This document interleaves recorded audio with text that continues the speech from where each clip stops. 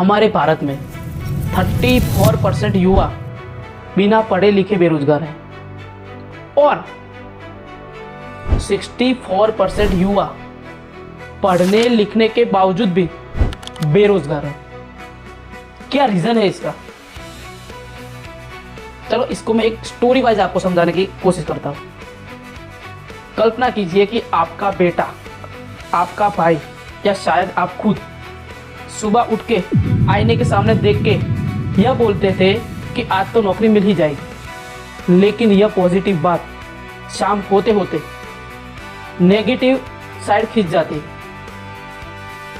और फिर आप रात को उदास होके सो जाते हो, या तो फिर यह सोचते हो कि कुछ नहीं, चलो कल और ट्राई करूंगा, कल नौकरी मिल ही जाएगी। लेकिन ऐसा नहीं होता, क्योंकि आप नौकरी लेने जाते हो, इंटरव्यू देने जाते हो, आपके पास डॉक्यूमेंट यानी कि आपकी डिग्री तो कंप्लीट है, डन, उसमें कोई गिला शिकवा नहीं। लेकिन वो सामने वाला व्यक्ति सिर्फ 2 क्वेश्चन करता है और वो क्वेश्चन है स्किल्स और दूसरा एक्सपीरियंस। आप शर्मा के अपना सिर झुका के कह देते को सर ये हमें नहीं सिखाया, और फिर आप वहां से चले जाते हो, आप रिजेक्ट हो जाते हो। क्यों आप रिजेक्ट हो जाते हो?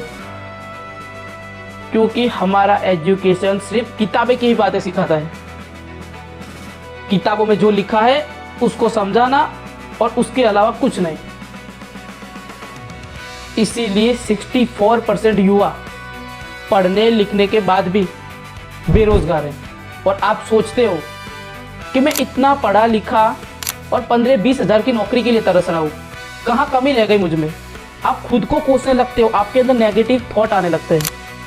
लेकिन गलती आपकी या मेरी नहीं है, गलती है हमारे इंडिया के एजुकेशन में, जो सिर्फ हमें किताबों का ज्ञान सिखाता है, ना ही स्किल्स, ना ही एक्सपीरियंस, ना ही डेटा साइंस। इसलिए 34% युवा बिना पढ़े ही बेरोजगार है और 64% युवा पढ़ने लिखने के बाद भी बेरोजगार है। जरा इस पॉइंट को मैं आपको समझाने की कोशिश करता हूँ। 34% युवा बिना पढ़ने लिखने के बाद भी बेरोजगार है, और क्यों 64% युवा पढ़ने लिखने के बाद भी बेरोजगार है? तो देखो 34% जो युवा है ना, वो इतना तो समझ लेते हैं, उनके अंदर इतना तो माइंडसेट होता है कि हम पढ़े लिखे हुए नहीं हैं, हमें कोई बड़ी नौकरियां नहीं मिलेंगी। इसीलिए वो उसी एज में छोटी मोटी नौकरियां करने लगते हैं, या तो फैक्ट्रियों में मजदूरी करने लगते हैं। और आपकी एज आते आते वो अपनी जिंदगी बना लेते हैं,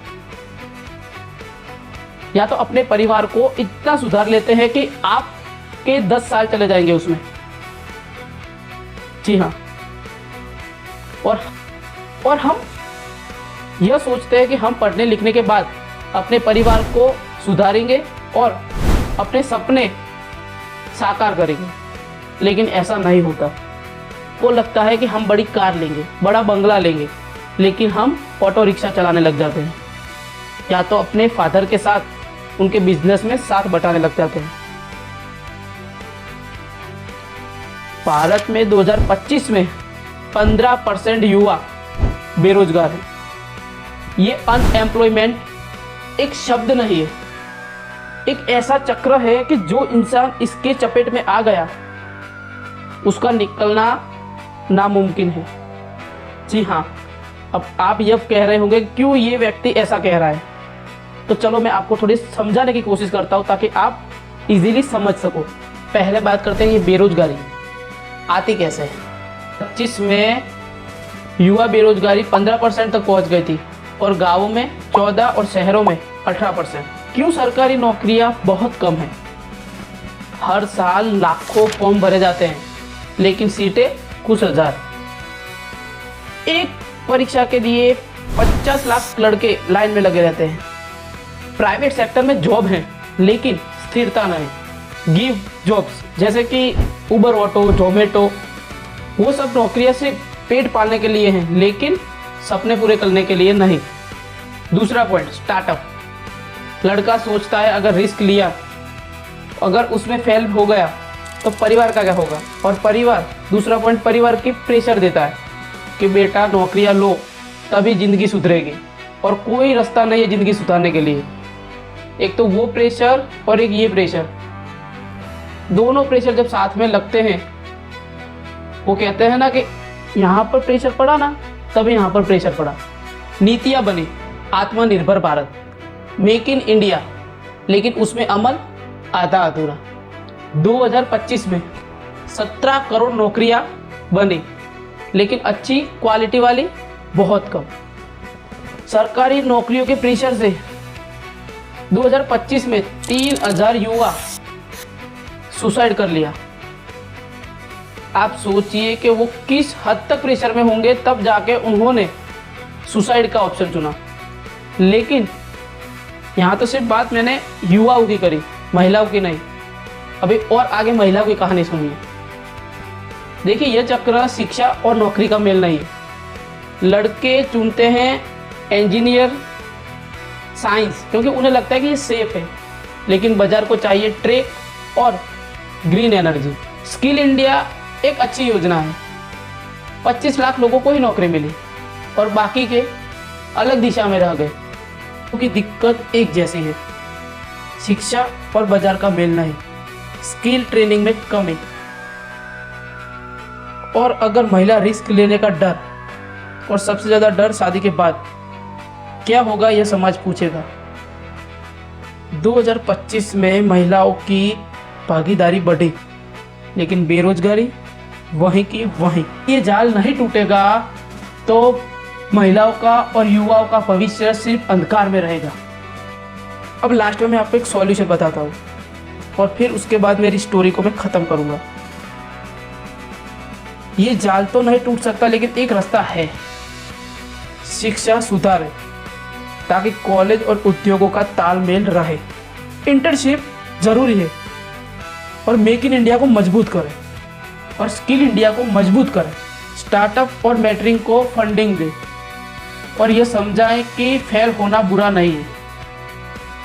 सरकारी योजना ठीक से लागू करें और लड़का और लड़कियों को प्रोत्साहन दें ताकि उनका अंदर का मनोबल न टूटे। अब महिलाओं के लिए लचीली नौकरी बनाएं और वर्क फ्रॉम के मौके बढ़ाएं। बच्चों के लिए क्रैच ट्रांसपोर्ट की सुविधा मिले। लखपति दीदी, ड्रोन दीदी की योजनाओं को तेजी से बढ़ाएं। और हाँ, घर का काम पुरुष और महिला मिलकर करें, क्योंकि पुरुष भी इतना ही काम करता है और महिला भी बेचारी उतना ही काम करती है। यह ना समझे, महिला को यह ना दिखाएं कि पुरुष आपसे ज़्यादा काम कर रहा है और महिला कम। तो दोनों घर पे मिलके एक साथ रह के काम करें। गाँवों में कृषि स्टार्टअप और शहरों में IT सेक्टर को बढ़ावा दें। दोनों के लिए जागरूकता बढ़ाएं। और परिवार वालों को मैं यह कहना चाहता हूँ कि अपने बच्चों को और बेटियों को यह बोले कि सपने देखो, लड़ो, लेकिन हारो मत।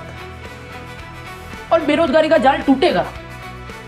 सपने देखो, हारो मत, लड़ो यार। वो कहते हैं ना कि कोशिश करने वालों की कभी हार नहीं होती। परिवार वालों को यही कहना चाहता हूँ कि अपने बच्चों और बेटियों को सिर्फ बढ़ावा दे, फेल हो जाए तो उसको प्रेशर न दे। 2025 में 3000 युवा सुसाइड केस में ही मारे गए। तो प्लीज़, अगर ये वीडियो आपको अच्छी लगी हो तो लाइक, शेयर और कमेंट में जय हिंद लिखना ना भूलें।